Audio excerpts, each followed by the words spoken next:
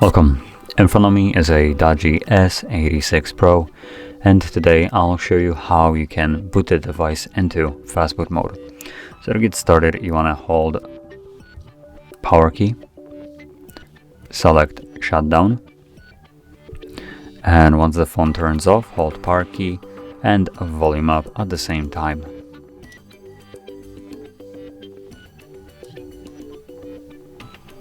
Once you see this screen right over here, you can let go of those two keys, and then using only volume up, you want to select the middle option, which is Fastboot mode, and then press volume down to confirm it.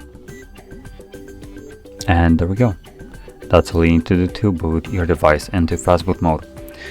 Now, once you're done with it and you want to leave it, go back to like the normal mode, you can hold your, I believe, power key.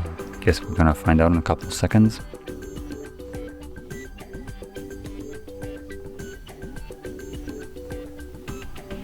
Yep, okay.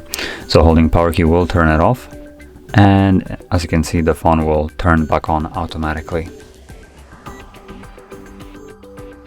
And we are now back in Android. So if you found this video helpful, don't forget to hit like, subscribe, and thanks for watching.